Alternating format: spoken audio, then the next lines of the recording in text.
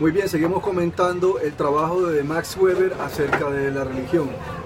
Dice, pocos libros sobre la sociología de la religión han surgido comentando y criticando el trabajo de Max Weber. O sea, de lo que él dijo, nadie ha estado objetando. Tal parece que lo que él dijo es aprobado por la mayoría de los sociólogos. Este se ha considerado como uno de los trabajos teóricos más importantes en el campo y un excelente ejemplo de análisis a nivel macro. Al igual que Durkheim, Weber demostró que la religión no solamente es un asunto de las creencias personales íntimas, enfatizó que la naturaleza colectiva de la religión tiene consecuencias para la sociedad como un todo.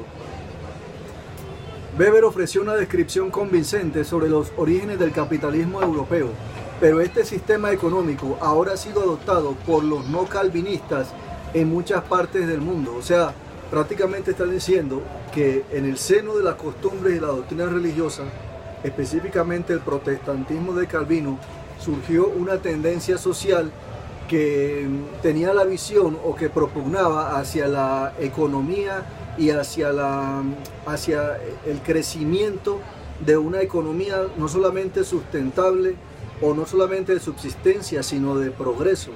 Entonces, lo que Weber expone es que ese concepto que tenía raíces en un contexto religioso se importó, se tomó socialmente y ayudó al surgimiento de sociedades económicamente evolucionadas o económicamente progresistas, y que el progreso económico prácticamente de la actualidad se debe a que tuvo un seno o a que tuvo asiento en un medio que fue religioso. Weber ofreció una descripción convincente sobre los orígenes del capitalismo europeo, pero este sistema económico ahora ha sido adoptado, dice, por los no calvinistas en muchas partes del mundo. Estudios realizados en Estados Unidos hoy muestran poca o ninguna diferencia en lograr orientación entre católicos romanos y protestantes. Aparentemente el espíritu del capitalismo ha surgido como un rasgo cultural generalizado y no como un dogma religioso específico, o sea, se disgregó por todas partes. Los teóricos del conflicto subrayan en que la teoría de Weber, incluso si es aceptada, no debe tomarse como un análisis de la consolidación del capitalismo, como se refleja en el surgimiento de las corporaciones multinacionales. Los marxistas discreparían de Weber, no en los orígenes del capitalismo, sino en su futuro. A diferencia de Marx, Weber creía que el capitalismo podría perdurar indefinidamente como un sistema económico.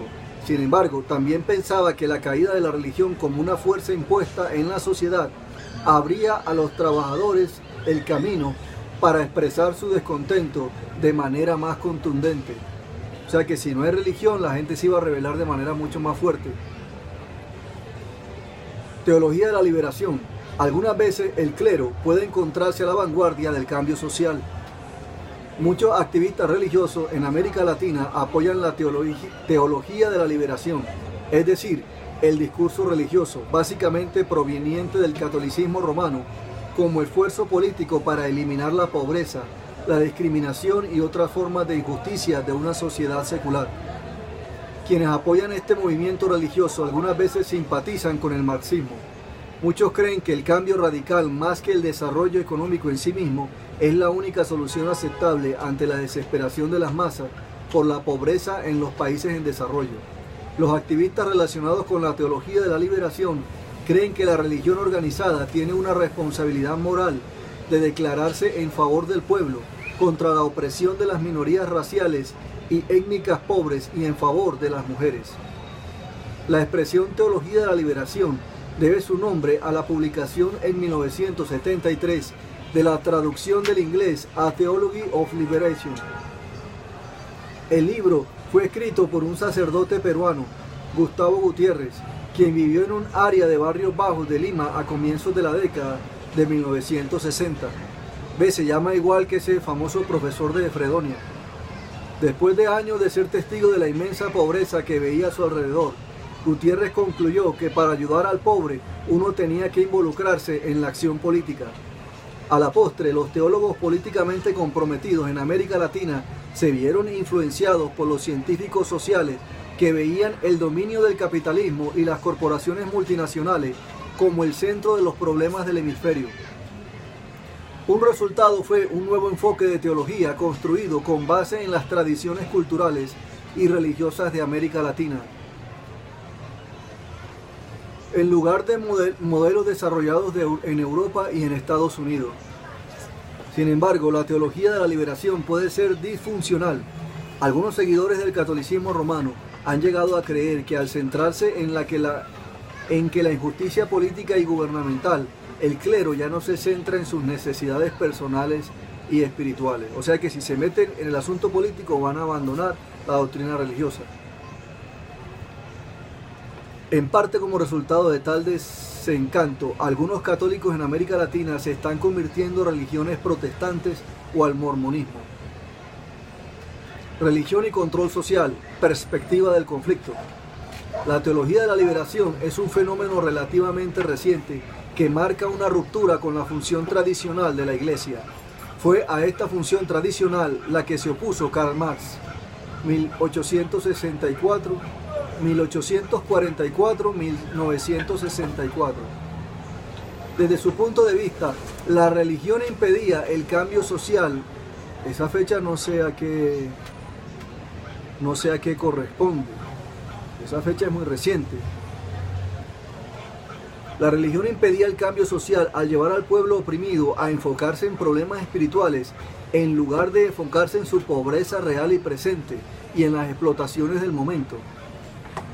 Marx describía la religión como un opio, o sea, como una droga, que era particularmente nociva para los pueblos oprimidos.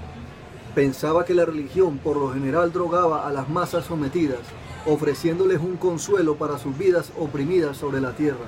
La esperanza de salvación de una vida ideal después de la muerte, por ejemplo, durante la época de la esclavitud en Estados Unidos, los amos blancos les prohibían a los negros practicar religiones de los nativos africanos, mientras que los llevaban a adoptar el cristianismo, que les enseñaba que la obediencia los llevaría a la salvación y a la felicidad eterna en la otra vida. Desde una perspectiva del conflicto, el cristianismo puede haber pacificado a algunos esclavos y así haber contrarrestado la furia que suele alimentar la rebelión. Sin embargo, hoy en día la gente en el mundo ve la religión más como una fuente de apoyo ante la adversidad que como una fuente de opresión. En una combinación de encuestas de opinión pública realizadas en 143 países, más del 90% de quienes vivían en los países más pobres dijeron que la religión era una parte importante de su vida diaria. La proporción fue más pequeña, pero significativa en otros países, 76% en países con ingresos medios y 44% en países con el mayor ingreso per cápita. O sea, que cuanto más rica es la gente, menos importancia parece ser, según el porcentaje, le da a la religión. La religión juega un papel importante para mantener la estructura social existente. Los valores de la religión, como ya se anotó, tienden a reforzar otras instituciones sociales y el orden social general. Sin embargo, desde la perspectiva de Marx, la promoción de la religión como estabilizador social solo ayuda a perpetuar los patrones de desigualdad social. De acuerdo con Marx, la religión dominante refuerza los intereses de quienes ejercen el poder. Entonces, es muy difícil como mantener el equilibrio, porque si la gente sufre, necesita como de un consuelo. Pero si el consuelo es demasiado perpetuo, entonces no van a buscar nada para dejar de sufrir. Esto pues no solamente se da en la religión, en medicina, también en beber. La gente bebe porque pues la alivia un poquito, pero si bebe mucho, entonces nunca va a solucionar realmente sus problemas. El cristianismo contemporáneo refuerza los patrones tradicionales de comportamiento que abogan por la subordinación de los menos poderosos. El rol de la mujer en la iglesia es un ejemplo de esta distribución desigual del poder. Las suposiciones sobre los roles de género dejan a la mujer en una posición subordinada dentro del cristianismo y dentro de su hogar. De hecho, las mujeres encuentran difícil lograr posiciones de liderazgo en muchas religiones, como ocurre en grandes corporaciones. Un cielo de cristal manchado tiende a estropear el desarrollo del sacerdocio para las mujeres, incluso en religiones más liberales.